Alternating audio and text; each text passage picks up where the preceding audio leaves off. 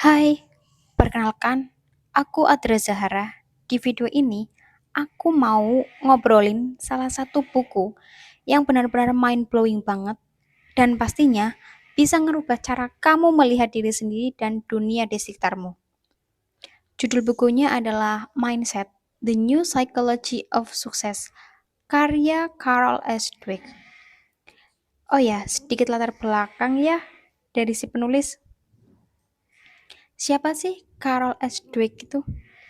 Dia adalah profesor psikologi di Stanford University dan menjadi salah satu peneliti berpengaruh di motivasi, kepribadian, dan perkembangan manusia.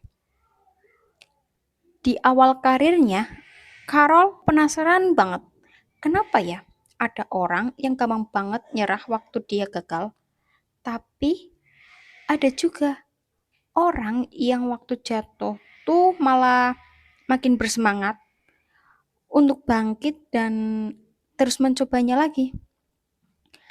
Nah, dari rasa penasaran itulah yang bikin dia melakukan riset sampai akhirnya dia menemukan dua pola pikir utama yang dimiliki manusia.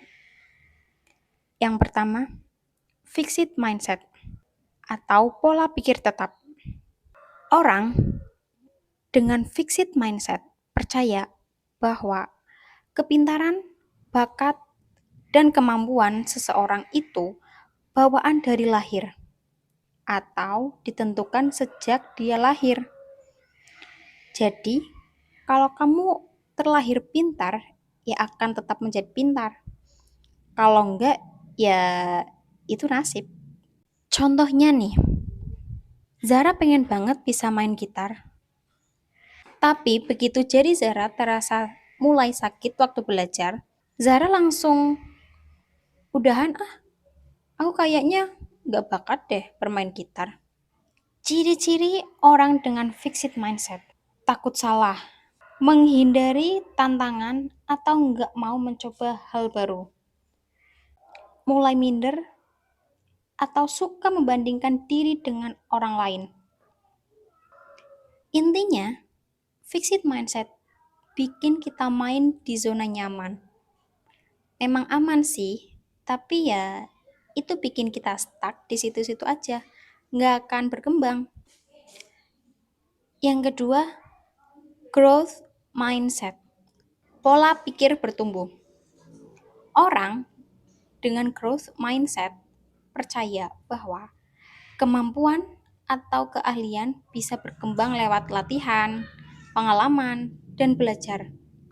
Contohnya nih, Zara ingin belajar bermain gitar dan jari Zara mulai terasa sakit. Kalau Zara dengan growth mindset pasti bilang namanya juga pemula, nanti lama-kelamaan akan terbiasa. Ciri-ciri orang dengan growth mindset.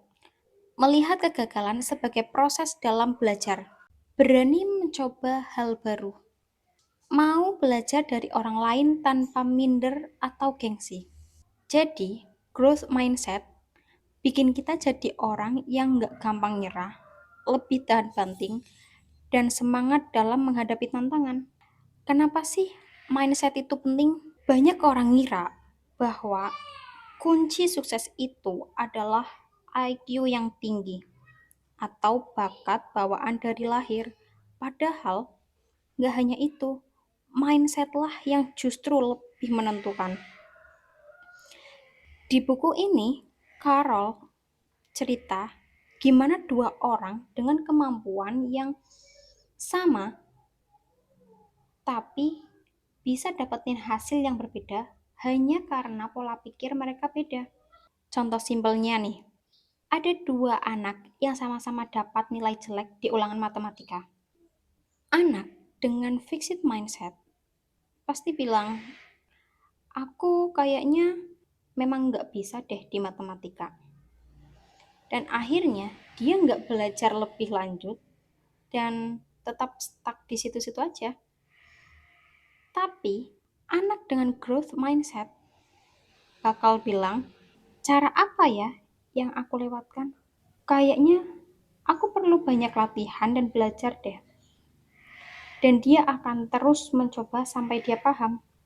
Nah, dari contoh simpel tadi, hasilnya anak dengan growth mindset jauh lebih berkembang.